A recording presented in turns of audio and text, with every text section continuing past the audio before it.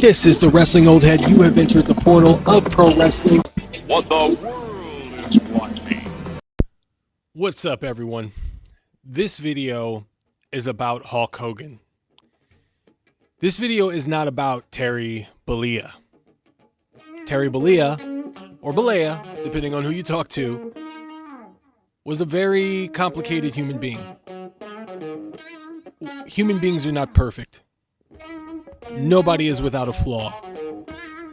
If you point me to a perfect human being, I'll point you to somebody that has deep issues that they're not addressing, because there's nobody perfect. We all make mistakes. That's not to condone the actions of Terry Bollea. He made a lot of mistakes. He used racial slurs. He lied. He had a very troubled relationship with his family, including his daughter and his ex-wife. But as I said, we are not here to talk about Terry Bollea. We are here to talk about Hulk Hogan. And Hulk Hogan, the one who kind of, at certain points, it was hard to distinguish between Terry Bollea and Hulk Hogan. But Hulk Hogan, very much, was a fictional character brought to life by Terry Bollea. Without Hulk Hogan, would I have been into professional wrestling? Sure. Eventually, probably. But I wouldn't have gotten into it when I did in the same way I did without Hogan being the cultural phenomenon that raised the public profile of wrestling that nobody has ever been able to do since, and nobody did before. When I was 3 years old, my dad used to go to a video store. And for some odd reason, to this day, I haven't been able to get a real answer from my dad. He brought home a VHS tape. 1988, he brought home WrestleMania 3, which was from 1985, the year that I was born. Roughly 2 months shy of when I started to breathe on this planet. And I watched something that from this day, from the day it started till now and beyond, I have not been able to take my eyes off of: professional wrestling. And one of the most iconic moments that I can ever remember as a 3-year-old, it's pretty much my earliest memory at this point, I watched Hulk Hogan body slam Andre the Giant. And after that, I was hooked. And not so much just hooked on professional wrestling, I was hooked on Hulk Hogan. He was a superhero. From that point, the only superheroes I had seen were in animated shows on Saturday morning. He came to life. He looked like my dad, or at least I thought so when I was a kid. I have a different opinion of that now, but at the time, I very much looked at Hulk Hogan on the screen and was like, he looks like my dad. And from then on, I was hooked on Hulk Hogan. It was the theme music. It was his celebrations. It was the Hulk up. It was the big leg drop.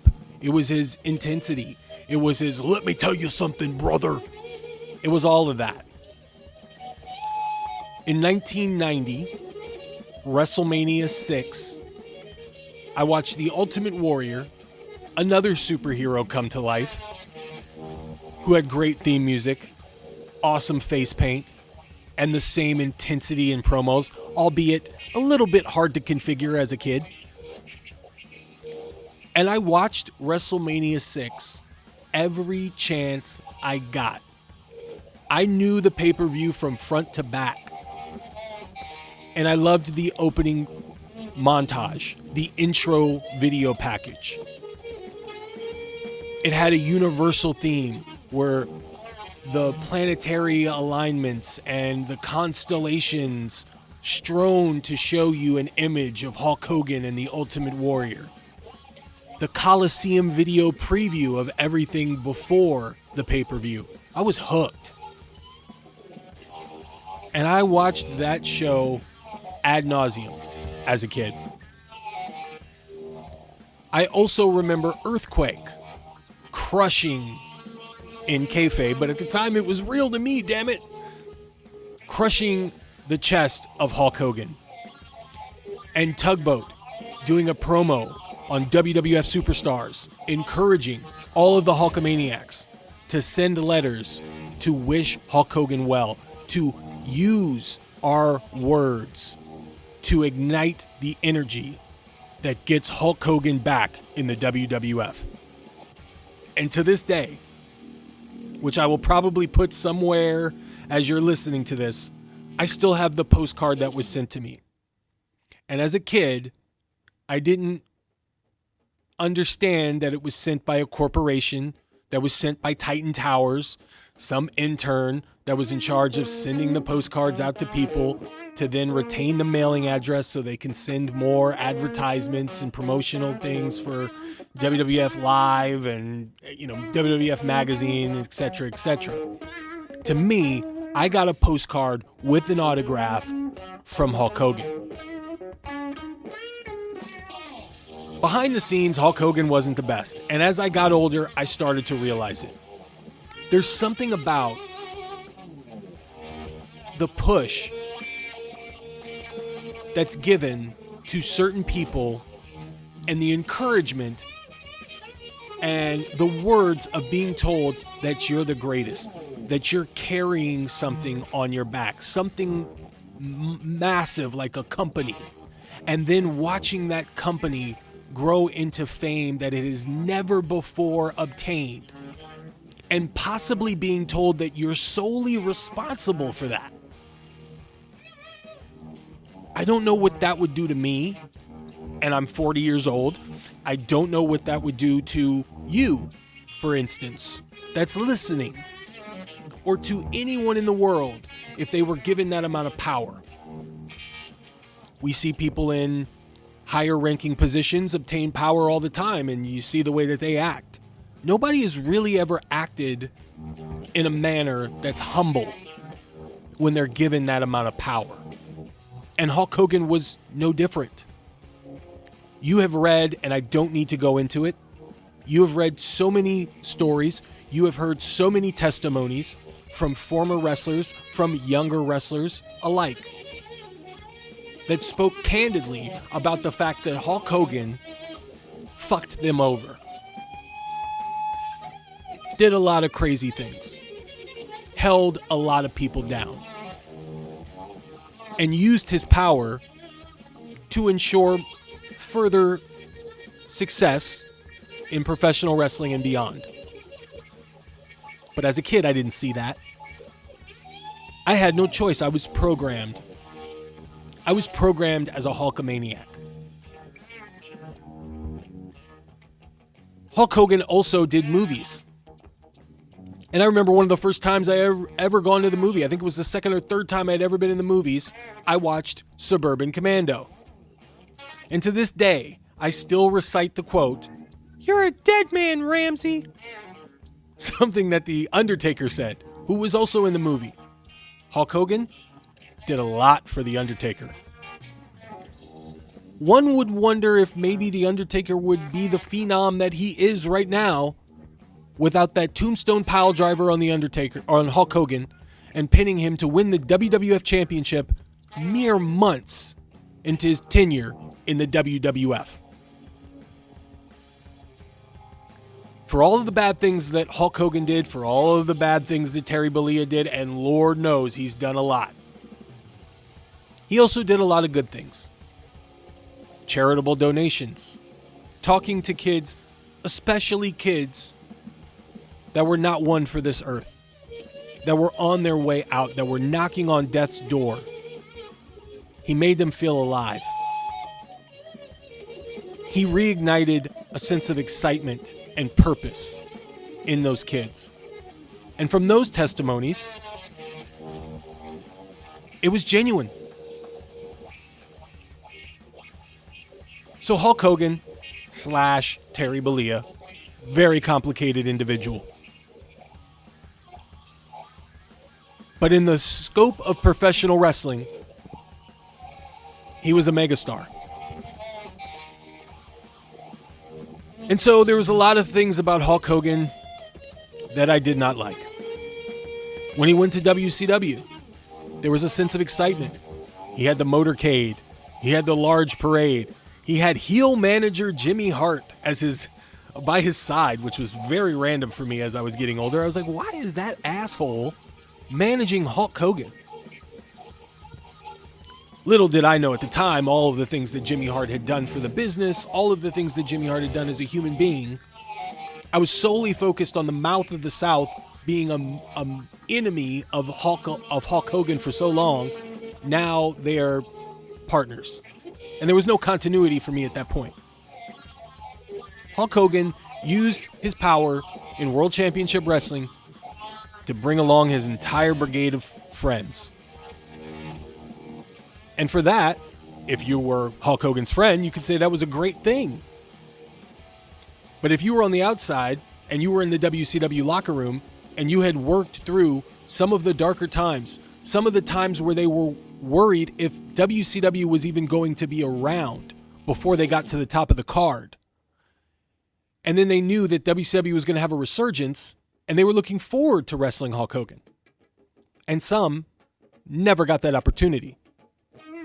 Hulk Hogan would have rather wrestled Brother Brutai, Kamala, Earthquake, who was known as Shark, or Avalanche, the Big Boss Man, who was known at the time as Big Bubba Rogers. He wrestled a lot of the guys that he had familiarity with, that he slanged and banged all across the world, brother. And he missed out on a lot of great opportunities in other dream matches. A couple of the dream matches that we never got to see from Hulk Hogan was Hulk Hogan against John Cena. By the time John Cena started to rise to popularity, and at the time I was leaving my teenage years and going into my 20s, John Cena could have used that match with Hulk Hogan. They had a lot of similar parallels. Although John Cena didn't have seemingly the checkered past that Hulk Hogan even had at that time. But a Hulk Hogan FU rapping John Cena would have been a great match. It wouldn't have been a great match in the sense that Dave Meltzer would have rated it 5 stars. It would have been a great match like Hulk Hogan against The Rock. Two individuals that knew what professional wrestling was all about. It was about the big match feel. And maybe John Cena wasn't ready at that time. But especially when John Cena started to get into his rise in popularity, at least a tag match with Hulk Hogan would have done wonders. Those planets never aligned. We never got to see Hulk Hogan against Mick Foley. The promos those two would have had in the ring, I imagine we would still be talking about to this day had it happened.